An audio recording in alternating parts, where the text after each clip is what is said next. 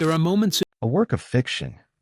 The kingdom of Aravel, the house of Kesmir, and all characters below are invented and do not represent any real royal family, living or dead. The pressed flowers. There are days that arrive on a calendar without asking to be noticed. No minister prepares a statement for them. No portrait is commissioned. They come and go the way ordinary Tuesdays come and go, except that somewhere inside a family, they carry a weight nobody outside can see. The 11th of June was one of those days for the house of Kesmir. It had been 31 years since Princess Celine died, 31 years since the kingdom of Aravel had watched a young mother's coffin move slowly down Cathedral Row, while a nation that had never met her personally wept as though it had lost someone from its own home. 31 years since the palace had first faced the question it never quite learned to answer. What do you do with the birthday of someone the world still loves and the family still mourns? The answer for 3 decades had been nothing. No statement. No portrait. No ceremony. The Kesmir household treated the 11th of June the way a family treats an old wound, carefully, quietly, without touching it in front of strangers. This year, nobody outside the palace gates expected anything different. They were wrong, though not because anyone planned it that way. What happened that afternoon began with a girl named Anna, 11 years old, standing in a garden with a fistful of wildflowers and a question she had been carrying for weeks. Anna had never met her grandmother. She had been born 18 years after Celine's death, which meant that everything she knew of her came secondhand, through photographs kept in drawers rather than frames, through the careful, measured way her parents spoke about her, through the occasional documentary she wasn't supposed to be watching but watched anyway, curled into the corner of a sofa long after she'd been told to go to bed. For most of her childhood, that had been enough. Small children accept the shape of an absence without needing to understand it. Celine was a name, a face in old photographs, a story that belonged to the grown-ups. Anna had not thought to ask for more, because she had not yet understood there was more to ask for. That had changed sometime around her 11th birthday.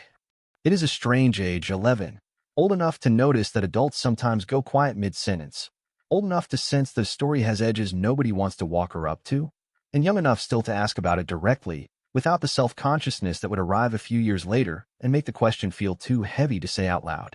So she had started asking. Not the soft questions she'd asked as a small child. Where did she go? Why isn't she here? But different ones. Sharper ones. What was she actually like? What made her laugh? Why does everyone still talk about her? Her mother, Isla, who had married into the family and had spent years learning how to hold Celine's memory with the same careful hands the rest of the household used, had noticed the shift in her daughter's questions before anyone else did. She recognized it for what it was, not curiosity passing through, but a child readying herself to be trusted with something real. Isla had a theory about grief and inheritance that she rarely said aloud, even to her husband. She believed that you could not hand a child a legacy all at once, fully formed, the way you might hand over an heirloom. You had to let them grow into wanting it. Pushed too early, and the story became homework, something delivered rather than discovered. Wait too long, and the story became a stranger's account of a stranger, distant and formal, the kind of thing you learn about a historical figure rather than a person who once sat in your kitchen. So she waited. She let Celine exist in the house the way any family member exists in a home they no longer live in the corner of conversations, in the answer to whose handwriting is this, in the way certain songs were never explained but always noticed. She waited for Anna to come looking. And on the 11th of June, Anna came looking. The morning had begun like any other summer morning in the Kesmir household, unhurried, ordinary, filled with the small domestic noise of a family in no rush to be anywhere. Anna found her mother in the kitchen, sleeves pushed up, hands in a mixing bowl, and asked her the question she had apparently been saving. Tell me something about grandmother Celine that I've never heard before. Not a fact. Not something from the documentaries or the biography Anna had found on the study shelf and read half of in secret.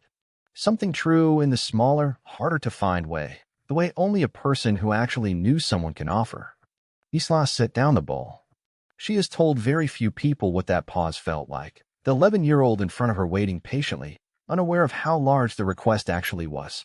Because to answer honestly meant deciding, in that moment, to let her daughter see Celine not as a name in a history book but as an actual woman, with actual habits, actual small imperfections, actual private rituals nobody had ever thought to write down.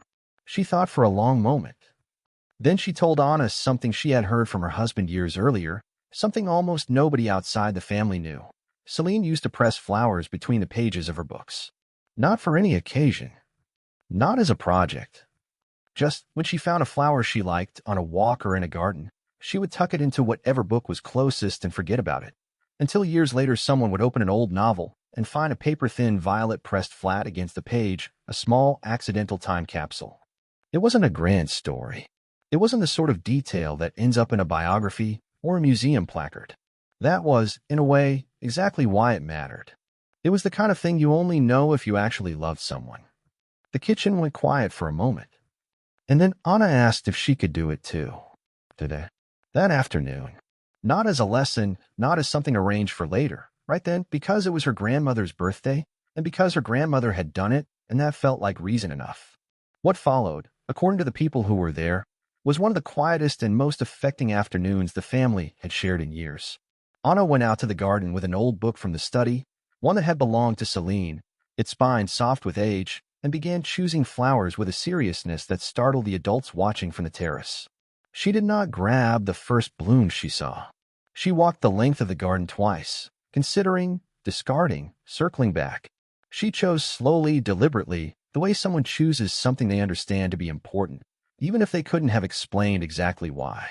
Isla watched from a few feet away, arms crossed, saying nothing because there was nothing that needed saying. Her husband, Rowan, came out part way through and stood beside her without a word. He had been 15 when his mother died, old enough to understand what he'd lost, too young to have any say in how publicly he was made to grieve it. He had spent much of his adult life trying to give his own children something he never had, the chance to know Celine privately, gradually, on their own terms, rather than as an assignment handed down by history. He has said, in the rare unguarded moment, that watching his daughter kneel in the grass that afternoon, choosing flowers for a woman she had never met, based on nothing but a single sentence her mother had shared that morning, undid him in a way very little had in years. Not the practiced emotion he had learned to wear in public. Something quieter and much harder to prepare for, the sight of his mother's absence turning, briefly, into something like presence, carried entirely by a child who had never known her. Anna pressed 3 flowers into the book that afternoon, a sprig of lavender, a small yellow bloom nobody could identify, and a single white petal that had fallen from somewhere overhead and caught her attention on its way down. She placed them carefully between the pages, closed the book, and set something heavy on top of it, the way she'd been told the flowers needed weight to flatten properly. Then she went back to whatever she'd been doing before, the way children do, moving on from something enormous with the same ease they'd move on from a finished snack, not because it didn't matter, but because for her it had simply been the natural thing to do. It was the adults who stayed behind in the garden a little longer than necessary, letting the moment settle. News of the afternoon reached beyond the household walls the way these things sometimes do, not through any statement or announcement, but through someone who had been present mentioning it to someone else, who mentioned it to someone else, until eventually it found its way into the wider conversation the family had spent 31 years trying to keep private. When it did, the response was not the usual churn of royal commentary, speculation, criticism, competing narratives about what the family should or shouldn't have done. It was something quieter. People wrote in to say it reminded them of their own grandmothers, women they'd lost, habits they'd inherited without ever being taught them outright, the particular way someone used to fold a napkin or hum while cooking, passed down not through instruction but through observation, through love, through someone paying enough attention to notice and carry it forward. That, perhaps, is the part of the story that matters most, more than any detail about a particular family or a particular afternoon. Legacy, real legacy, is rarely built by institutions. It isn't preserved by statements or portraits or carefully worded anniversaries. It survives in far smaller, far more fragile ways, in a sentence shared over a mixing bowl on an ordinary morning, in a child deciding, entirely on her own, that a story she'd just heard was worth acting on immediately rather than filing away for later. Celine never got to see any of this, of course. She never saw her son grow into a father who guarded his children's right to grieve privately, having never been granted that right himself. The book sits on a shelf in the Kesmere household now, 3 small flowers pressed somewhere inside its pages, waiting, the way Celine's own books once waited, for someone years from now to open it by accident and find something they didn't know they were looking for. That, in the end, is what the 11th of June became. Not a headline, not a ceremony, not a carefully managed tribute, but an ordinary afternoon in which a grief 31 years old found, briefly and unexpectedly, a small and living answer. This story is entirely fictional. The characters, kingdom, and events described are invented for the purpose of this piece and are not intended to depict any real person, living or dead, or any real royal family. The book sits on a shelf in the Kesmere household now, 3 small flowers pressed somewhere inside its pages, waiting, the way Celine's own books once waited, for someone years from now to open it by accident and find something they didn't know they were looking for. That, in the end, is what the 11th of June became. Not a headline, not a ceremony, not a carefully managed tribute, but an ordinary afternoon in which a grief 31 years old found, briefly and unexpectedly, a small and living answer. This story is entirely fictional. The characters, kingdom, and events described are invented for the purpose of this piece and are not intended to depict any real person, living or dead, or any real royal family. The book sits on a shelf in the Kesmere household now, 3 small flowers pressed somewhere inside its pages, waiting, the way Celine's own books once waited, for someone years from now to open it by accident and find something they didn't know they were looking for. That, in the end, is what the 11th of June became. Not a headline, not a ceremony, not a carefully managed tribute, but an ordinary afternoon in which a grief 31 years old found, briefly and unexpectedly, a small and living answer. This story is entirely fictional. The characters, kingdom, and events described are invented for the purpose of this piece and are not intended to depict any real person, living or dead, or any real royal family.